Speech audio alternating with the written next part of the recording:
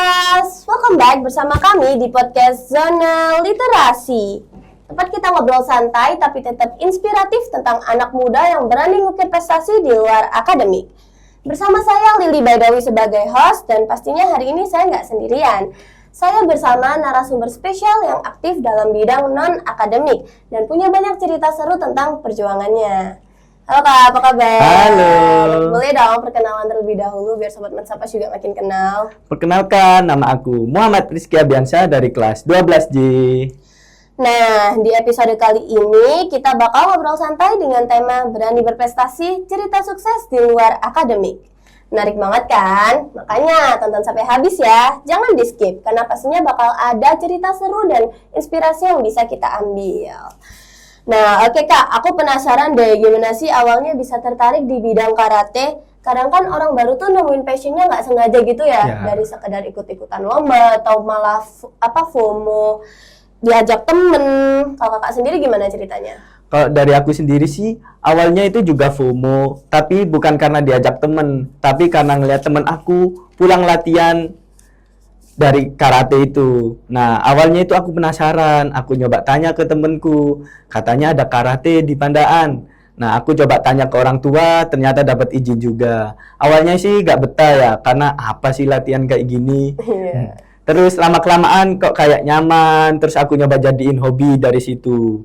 Nah, kelas 7 sampai kelas 8 aku sempat vakum, karena ada COVID-19 juga. Kelas 9 aku nyoba aktif lagi, dan nyoba pindah latihan, tempat latihan. Nah, aku nyoba pindah ke emang yang fokus dari perlombaan dan event-event itu. Wah, berarti dari situ ya awalnya muncul minatnya. Iya. Seru banget sih bisa nemuin passion kayak gitu. Ngomong-ngomong soal passion, pastinya ada dong motivasi yang bikin kakak terus semangat. Apa sih yang paling bikin kakak bertahan dan terus ngelakuin ini itu walaupun ngerasa capek?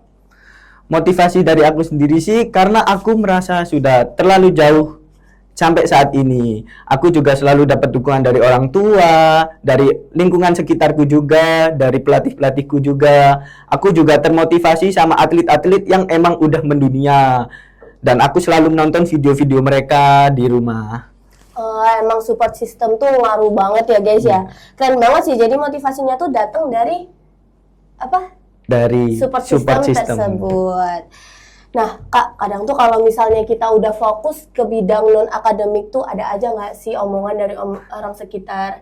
Waktu Kakak udah mulai serius nih di bidang non-akademik, gimana sih tanggapan teman-teman dan guru-guru?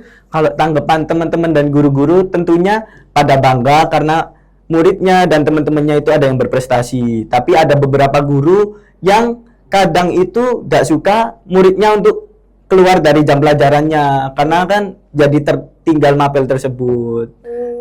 Jadi ada aja yang support ya, tapi juga ada aja yang ragu walaupun ujung-ujungnya juga bangga. Iya. Gitu. Nah, di setiap perjalanan pasti ada momen yang paling berkesan. Kalau kakak sendiri, ada nggak sih momen yang paling berkesan? Tentunya ada. Momen yang paling berkesan itu waktu awal aku ikut perlombaan.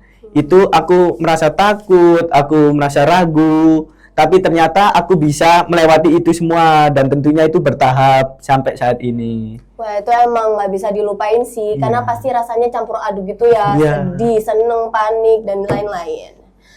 Dari banyaknya usaha dan latihan yang udah kakak jalanin selama ini, apa aja yang udah kakak dapat atau raih selama ini? Kalau untuk tujuanku sendiri, tentunya belum sampai untuk ke titik tujuanku tersebut. Aku harus perlu berlatih 5-3 tahun ke depan. Aku juga masih belum mencapai ke titik itu tersebut. Keren banget sih tapi luar biasa banget ya guys cerita dari Kak Abian. Dari obrolan hari ini kita bisa belajar kalau prestasi itu nggak cuma soal nilai di kelas, tapi juga tentang keberanian buat ngembangin potensi di luar akademik.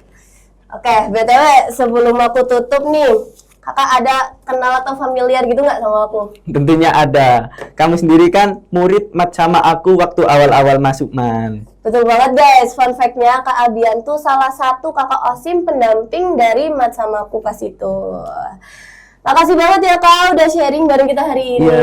Semoga kakak terus sukses dan bisa jadi inspirasi buat sobat Mansapas lainnya. Dan buat kalian yang udah tonton dari awal sampai akhir, thank you banget ya.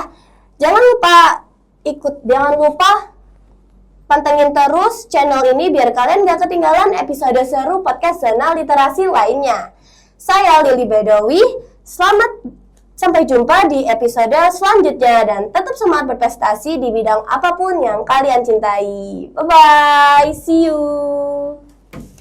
Sama aja gak sih kayaknya?